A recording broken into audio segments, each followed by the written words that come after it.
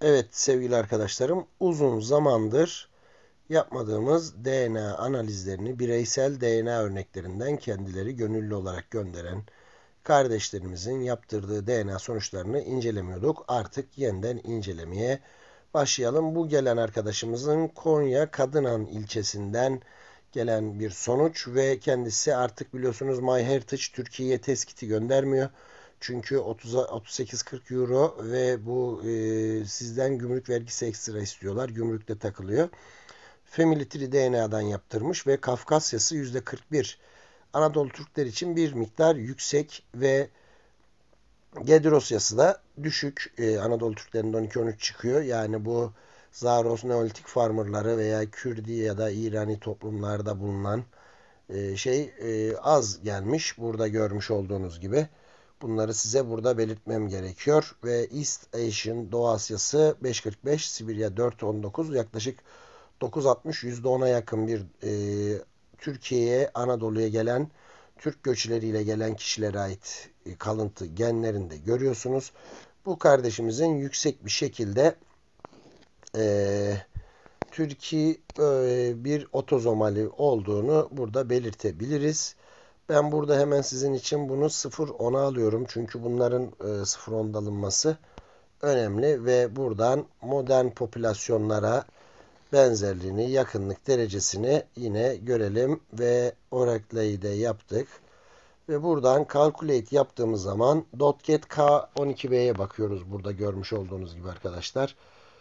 .get'te yapılan araştırmalarda Anadolu Türklerine %71, Yunanlılara, Suudilere, işte Moğol, Sipriot gibi, Buryat gibi bazı gruplara yakınlığını görüyoruz. En yakın kime? Distance Matrix'ine baktığımızda Turkish.cat ve Türklere bir miktar Lübnanlı. Çünkü Southwest Asya yani Güneybatı Asya'sı vardı. Sipriot, Özbekistan Yahudileri, Aşkenaz Yahudileri yakınlık olarak verdi. Şimdi burada hemen ben sizi tabii çok boğmak istemiyorum ve sonuçlara bakıyoruz. Bedevi %11 ise Türk %88 Anadolu Türk'ü.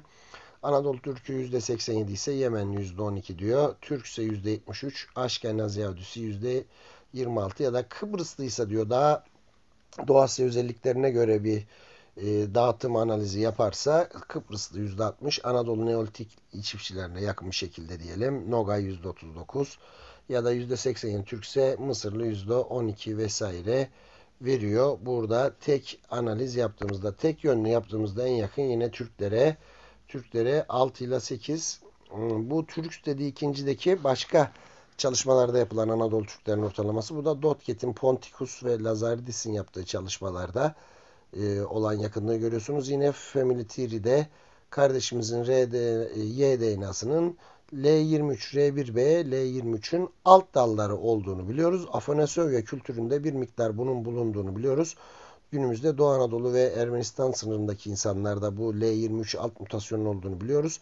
Ama bu mutasyonun Türkiye'de 2 tane şahısta görüldüğü, bu alt mutasyonun diğer mutasyonların bazılarında yine Çin'de görüldüğü, yani bunun belki de Türk göçüyle gelen bir L23 olabileceğini, Afanasyonova kültürünün Türklerle karışmış olabileceğini o bölgede, çünkü Afanasyova'dan sonra biliyorsunuz Okunev kültürü de geldi ve Afanasovya örneklerinde bildiğiniz gibi R1B'nin yanı sıra Q1B, QM346 Kızılderililerde var ve Q2A'nın, QM378'in alt dallarının bulunduğunu biliyoruz ve burada da %50 Anadolu'daki yerli diyelim ya da Tunç çağında, bronz çağında kalmış insanlarla Nogay Türklerin arasında bir benzerlik olabilir gibi veriyor. Dotket K12B'yi hep beraber sizinle beraber inceledik. Buradan hemen çıkıp geri arkadaşlar Dotket K12B bizim için hani bir şey oluyor. Hemen geliyorum ve burada Avrasya, Yakın Doğu. Çünkü burada kime bakıyor? Bu K13 ve K20'leri ile Eurasian DNA, Avrasya DNA'sı insanların geçmişteki popülasyonları ve bunlarla devamlarının Avrasya genetiğindeki benzerliklerini veya karışımlarını genetik yapılarını inceleyen bir araştırma ve alınan örnekler var burada. Ve burada da yine Kafkas avcı toplayıcıların %25, İran Neolitiğinin %23, Anadolu'daki Neolitik yani taş devri artık cilalı taş devri dediğimiz Natufian var. Sibirya 5.97, Atasal Hindistan 3.69, Karitiana dediği biliyorsunuz daha önce de çok bahsetmiştik. Güney Amerika'daki Amazon ormanlarındaki yerler, kutup var, Papualı vesaire var.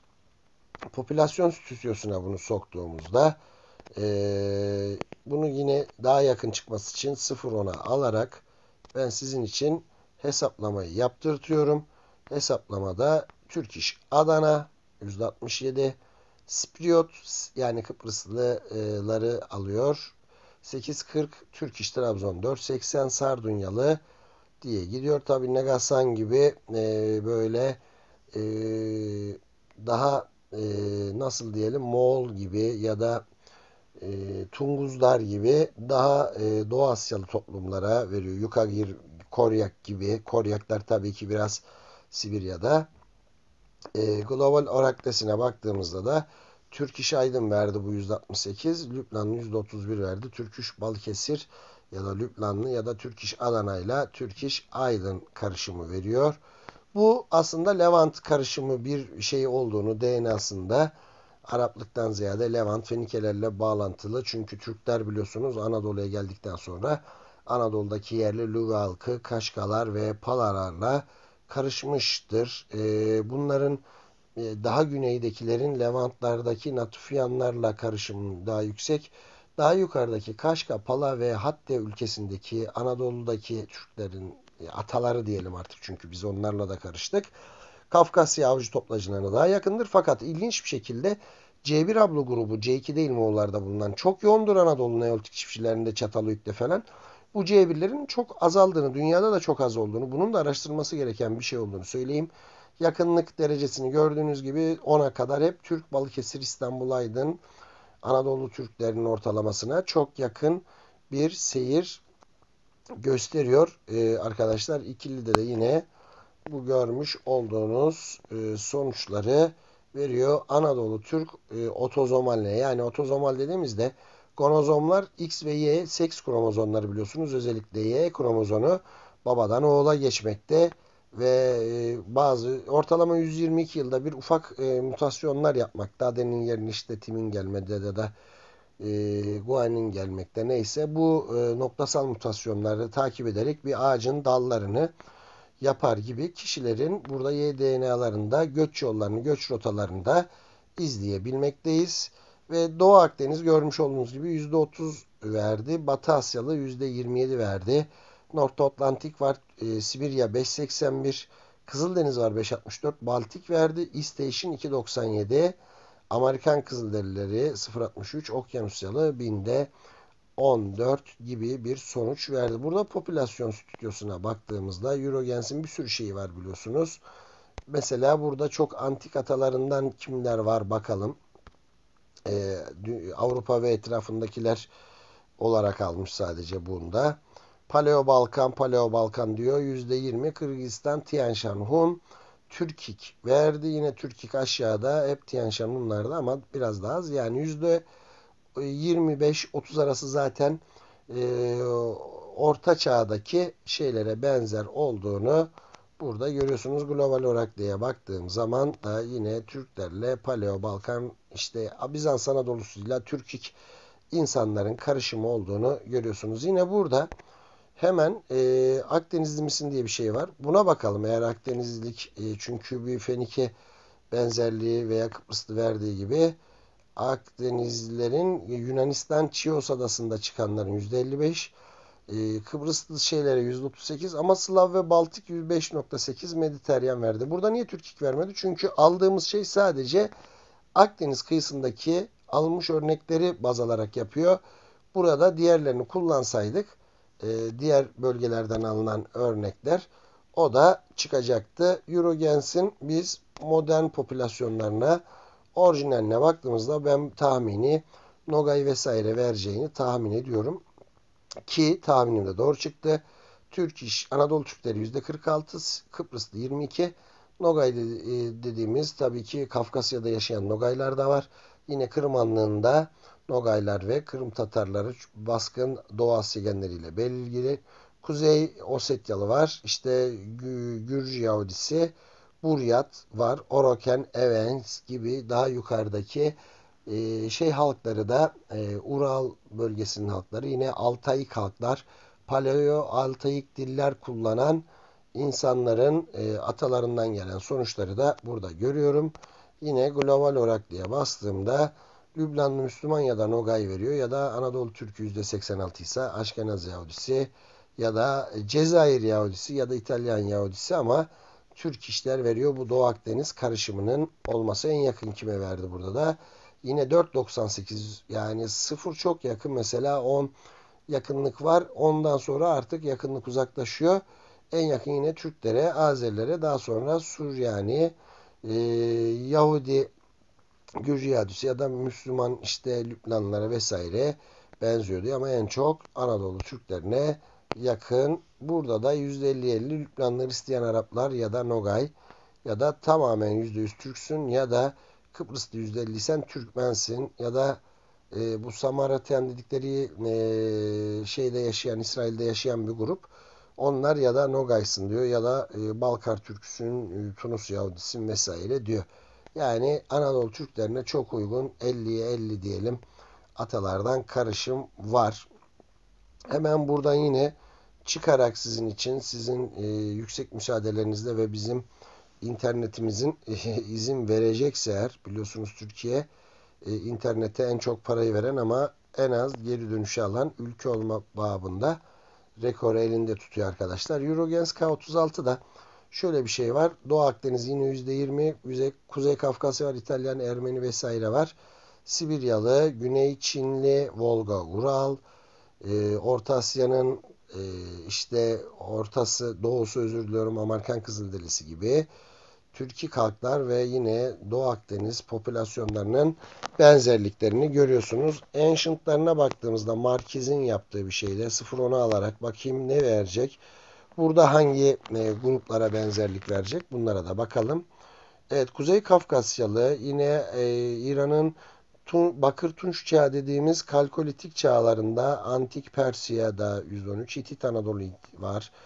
Ermenistan'da Güney Kafkasya bağlantısı. Kenanlı var. Kenanlı biliyorsunuz İsrail, Lübnan, Suriye, Laskiye civarlarındaki Fenikelilerle bağlantılı. Burada Sibiryalı Yakut birey vesaire de vermiş atasal kalan genlerden. Hemen buradan ben yine Ancient'larına değil de 23 Entmi yaptırsaydı ne sonuç verecekti bu kardeşimize? Buna da bakalım. Sonuçların ne olduğunu 3 aşağı 5 yukarı anlıyoruz. Anadolu %40, Türk İş Anadolu ve Levant verdi. İtalyan verdi. İran, Kafkas, Mezopotamya'da Çeçenlere yakınlık verdi. Laz verdi. Daha sonrasında da ufak ufak işte Akdeniz, Doğu Akdeniz, Güney Akdeniz'in güney sahillerine yakın yerler, İspanya, Portekiz vesaire veriyor. Ve burada Oracle yapsaydık ne verecekti? Global olarak desini verecek mi? Bakıyorum hemen. Türk İş Anadolu veya Balkan Grek, işte 12 adalarda yaşayan, ya da Anadolu Türk'ü ya da Greklerin Chios adasında, Sakız olabilir herhalde, Kaliminos adasında yaşayanlar, ama Anadolu Türkleriyle beraber olanları veriyor ve One Way'de de yine Anadolu Türk İş ortalama. Daha sonra Azeri Kars Iğdır'dan verdi. Gitgide uzaklaşarak Ermeni ya da 12 adalardaki Yunanlar, Chios adasındaki Yunanlar vesaire veriyor, ama en yakın Anadolu Türk İş verecekti. Eğer 23 Entmiye de bunları vermiş olsaydı.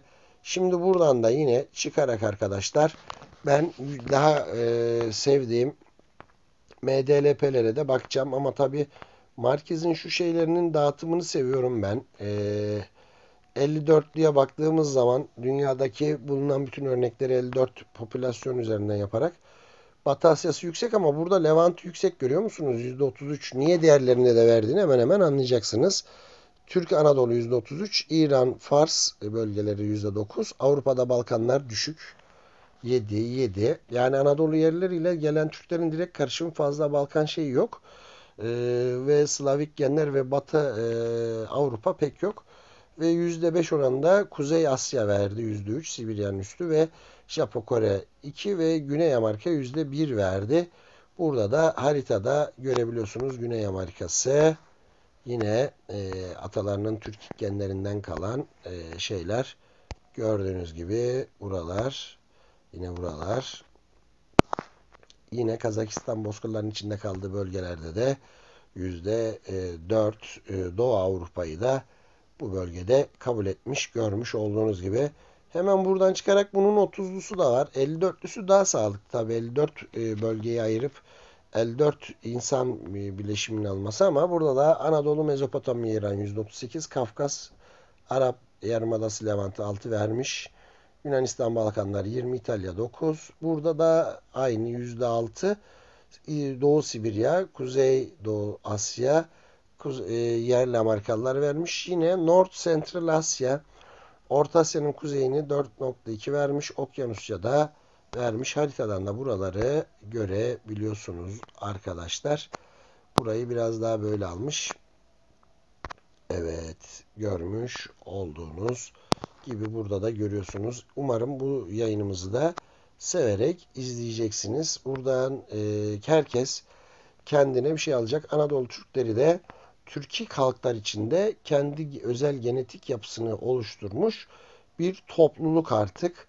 Biz de Türki halkız ama Türk dediğin zaman Anadolu Türk'ünü anlamamız gerekiyor ve Anadolu Türkleri Orta Asya'daki veya Tuva'daki, Hakasya'daki Türklerle dil olarak aynı, genetik olarak ortak atalara sahipler fakat artık binlerce yıldaki insan karışımı nedeniyle kendine özgü bir gen yapısında oluşturmuş. Bunu da burada kabul etmemiz lazım. MDLP K27'de Kafkasya ve Yakın Doğu, Gedrosya Kafkasyası vesaire var ama Doğu Sibiryalı var.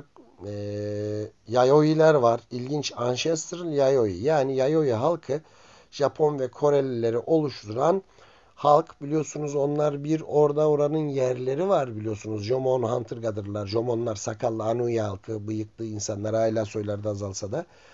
M155 haplogrubu onlarda çok yaygın. Daha sonra Çinli ve Korelilerle karışan bir Yayoi grubu geliyor. Bunlarla birleşiyor. Bunu gördük. Yine kuzeyde polarda yani kutuplarda kutup dairesinin olduğu bölgede var. Yine güneydeki Mezo-Orta Amerikalılar var. Papuan var, Uralik var. Tibeto-Burman var. Ama tabii Afrikalı şeyler de var. Bayağı bir aslında Türk ataları olduğu kardeşimizin burada bir güzel aslında belli oluyor. Bunu da size belirtmem gerekiyor. Ben buradan bunu bir de şöyle bir hesaplamasını yapayım. Azeri Yahudisi %22. Adalar Yunan 17.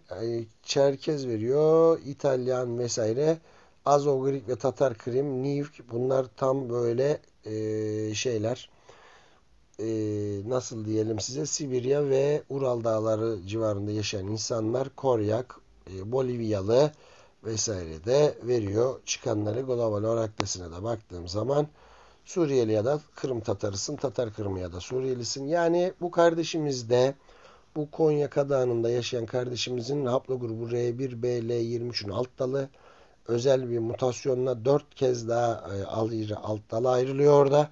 Ve görmüş olduğunuz gibi Anadolu'daki Neolitik dönemdeki insanlar ve bereketli hilal denilen fertil crescent denilen bölgede yaşayan insanlar Anadolu Neolitik çiftçileri ve Türkiye halkların karışımı olduğunu, Anadolu Türk ortalamalarına göre ortalamanın bir tık üstünde Doğu Asya ve Sibirya genleri taşıdığını, yaklaşık olarak 25'te %30 arasında geni taşıdığını, ortaçağ Türk benzerliği olduğunu, Anadolu'ya ilk gelen Türklerle benzerliği olduğunu görüyorsunuz. Batı Asyalısı vesairesinde burada yine tek tek size söylemeyeyim. Hepinizin gözü var. Görüyorsunuz arkadaşlar. Popülasyon stüdyosuna da bakıp hemen daha yakın olsun diye 0.10'u aldığım zaman bir hesapla diyorum. Çünkü bu daha incik cincini araştıran Grek Azov veriyor ve Tatar Kırım veriyor. Bu biliyorsunuz Azov Grekleri şimdi Mariupol'de iki grup ya da Ukrayna'da iki tür Rum yaşıyor. Biri bu Grek Azovlar Rum değil. Tatar Türkçesi, Kırım Tatar Türkçesi konuşan Hristiyan Türk olma ya da Türkiye halklarla karışmış veya onlarla aynı soydan gelmese bile kültür, dili aynı olan insanlar. Gagavuzlar gibi düşünelim. Tatar Kırım Anadolu Türk'ü verdi. Doğu Sibiryalı verdi. İşte Ermeni 160, Daur, Sipros, Japon verdi. Jibo gibi Sibirya ve Kuzey Asya halklarını verdi. Burada global olarak diye baktığım zaman da Tatar Kırım ve Iraklı Yahudi ya da Tatar Kırım Iraklı Yahudi diye Nogay vesaire veriyor. Türkiye özelliklerin belirgin olmasından kaynaklı ve en yakın Anadolu Türk'ü, daha sonra Grek Azov, yani Azak Denizi'ndeki etrafındaki ve Kırım Hanlığı'ndan oraya sonradan göç etmiş olan gruba, Tatarlara benziyor. Daha sonra da Giritli Yunanlara vesaireye benziyor diyor. Buradan da hemen çıkarak arkadaşlar bakmadığım bir şey var mı diye bakacağım. Bunlara baktım. Bir Kakaji'ye bakmak istiyorum. Kakaji de değerli bir çalışma yapmıştı aslında. Her zaman bakmıyoruz ama bakın Sardunyalı diyor. Sardunyalı ne demek de erken Avrupalı çiftçiler ya da işte bu Anadolu'nun çiftçilerinin göç ettiğini ve özellikle bugün Güney İtalya gibi, Yunan kıyıları gibi Ege bölgelerinde ve Akdeniz bölgelerinde, Çanağı'nda yaşayan, bize İtalyanlar benziyor dememizin nedeni olan şeyler. Filistinli, Orkatyalı, Orkatyan da yine Doğu Akdeniz'le alakalı bölge. İspanya'da mı kaldı yoksa şeyde mi onu hatırlayamıyorum, Fransa civarında. Yakut Naksi, Japon gibi, Telego gibi, Fin gibi, Karitana denilen yine Amerikan Kızılderili, Kuzey Asya, polar kutup dairelerine yakın Türkiye genlerin bulunduğu genleri de burada görüyoruz arkadaşlar. Burada da size bunları göstermek istedim. Umarım yaptığımız yayınları severek izler ve abone olur ve beğeni atarsınız, hip atarsınız, biraz izleme oranlarımızı da artırırsınız arkadaşlar. Hepinize hayırlı günler diliyorum.